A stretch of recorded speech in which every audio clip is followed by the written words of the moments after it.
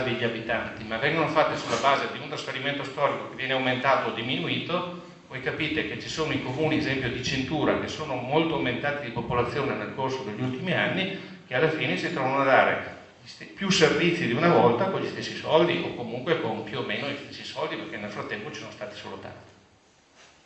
Allora qual è il problema? Se tu però fai un marchingegno che tutto sommato dovrebbe funzionare, poi però sul motore non metti la benzina, sto pensando a una macchina, la fai anche buona, la fai anche bella, però alla fine invece di mettere la benzina metti un altro carburante o metti acqua, molto probabilmente quel motore non va.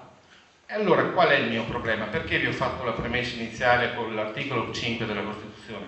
Perché non esiste che tu riesci a fare il federalismo con quei tagli che hai fatto agli enti locali e territoriali. Non riesci a farlo.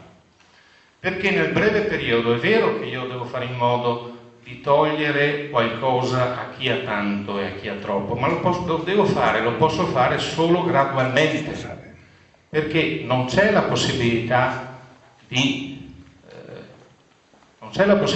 per dire ad alcuni enti di lasciare a casa tutti i dipendenti. Capite che non è possibile, anche perché poi contemporaneamente in questi anni sono state fatte delle azioni che vanno su tutt'altro versante, cioè su tutt'altra direzione. Vi faccio un esempio. Secondo voi qual è il comune più indebitato d'Italia? Io sono certo che dentro la vostra testa pensate Roma. E invece non è vero. Il comune più indebitato d'Italia è Torino, perché con le Olimpiadi hanno fatto una loro spesa, hanno circa 5.200 euro per abitante di debito. Chiamparino non ha mai chiesto aiuti dallo Stato, avrà fatto i suoi piani di ammortamento eccetera. Il secondo comune indebitato non è ancora Roma, ma è Milano, con 3.600 euro per abitante. Il terzo è Trieste, con 3.400 euro per abitante. Il quarto è Roma, con 3.200 euro per abitante. Allora qualcuno dice, ma perché allora da partire dal 2008 abbiamo iniziato a dare 500 milioni all'anno di contributo straordinario per Roma, poi li abbiamo agganciata su Roma Capitale, ma gli abbiamo dato 500 milioni di euro in più all'anno perché c'era il buco di Veltroni? No, è stata solo un'azione politica che serviva per parlare male di Veltroni, no, che in quel caso era il leader, eccetera, perché è l'importante, e allo stesso tempo di dare un aiutino a D'Alemanno, che aveva accettato di fare il sindaco e che viceversa avrebbe preferito fare il ministro.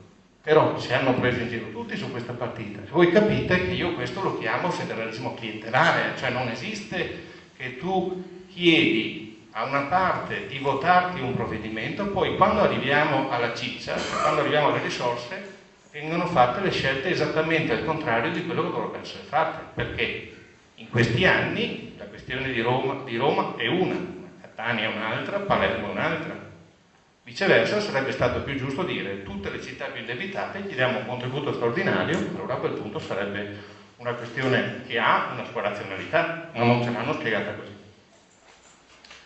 Allora su questo adesso, rispetto a questo disegno, arriveranno quindi quelli che sono i decreti, alcuni sono già arrivati, quello sul federalismo detto demaniale, dove sono stati devoluti alcuni beni, non ancora. Ad esempio le spiagge passeranno alle regioni. Le regioni subiranno un taglio relativo a quello che le spiagge rendono allo Stato, cioè oggi l'Agenzia del Demanio prende i canoni demaniali delle spiagge, da quando queste spiagge saranno trasferite alle regioni, quei canoni li prenderanno le regioni, alle regioni sarà tagliato quel trasferimento. Anche qua si continua a fare, secondo me, un'ingiustizia, perché vedete le spiagge del Veneto e dell'Emilia Romagna producono 160.000 euro a chilometro quadrato, a chilometro lineare, scusate, mentre le spiagge della Calabria, stiamo parlando solo di quelle balneabili, non le coste, perché se fosse le coste capiamo che chi non ha spiaggia, stiamo parlando spiaggia con spiaggia, 6.000 euro a chilometro. Quindi alla fine loro avranno le spiagge e gli tolgono solo 6.000 euro a chilometro. Il Veneto avrà le spiagge, però ne tolgono 160.000 euro a chilometro. Altro esempio, la questione relativa ai beni che purtroppo non sono distribuiti equamente nel territorio. E quindi, siccome il federalismo lo facciamo per tentare di portare equità nei trasferimenti e nella distribuzione delle risorse, può capitare che dei beni che sono collocati solo in un territorio, in un comune, che magari ha già dei trasferimenti maggiori rispetto ai comuni vicini, per assurdo rischia di vincere la lotteria, perché in quel caso quel bene non viene pagato ma viene devoluto. Solo per dirvi che alla fine un meccanismo inventato per cercare di diminuire le differenze rischia di aumentare le differenze. Noi sappiamo che al di là della questione nord-sud o della questione nord con le regioni a statuto speciale, anche all'interno del nostro stesso Veneto abbiamo una situazione a macchia di leopardo, dove abbiamo comuni di serie A, serie B, serie C, comuni che hanno un dipendente ogni 100 abitanti e comuni che hanno un dipendente ogni 300 abitanti. E questa è una situazione che esiste e che ovviamente ci troviamo nella difficoltà di dover piano piano trovare una soluzione. Poi l'altro decreto è quello di Roma Capitale, quello che già oggi è in Gazzetta Ufficiale, che di fatto è una cornice vuota al momento, nel senso che l'unica cosa che si è detto è che l'assemblea e il consiglio comunale da oggi si chiama assemblea capitolina, quindi non più consiglio comunale. Questo di fatto fino ad oggi, però vi posso garantire che fino a qualche giorno fa i consiglieri comunali di Roma e compagnia speravano in questo per avere un'indennità e per essere equiparati ai parlamentari, tanto per essere chiari, ecco perché poi questo paese è questo, cioè da una parte ci raccontano una roba, dall'altra per fortuna che siamo riusciti a svuotarla da questo punto di vista, però anche qua ci prendono in giro, cioè qua ci tappezzano i muri con Roma ladrona, poi nella realtà fino ad oggi dal federalismo fiscale comunque i 500 milioni Roma li ha portati a casa per ogni anno, mentre i comuni del Veneto nel corso degli ultimi anni hanno avuto un taglio medio di 200 milioni di euro all'anno, capite? Allora non funziona, perché su questo ci deve essere perlomeno coerenza. E vi posso garantire, voi andate a vedervi la relazione che ha votato il Consiglio dei Ministri a giugno, e in quel Consiglio dei Ministri non c'era il Presidente del Consiglio e l'hanno fatto presiedere per una questione proprio di immagine esterna al ministro Umberto Bossi. La famosa relazione che parla dell'albero storto.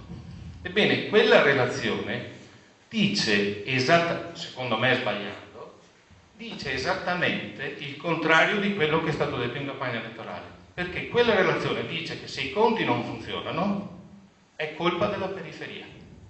Quindi è sottinteso che tu mi fai i manifesti che ho scritto a Roma ladrona, poi mi approvi, con tu che presiedi quella riunione, una relazione che dice che il problema è la periferia.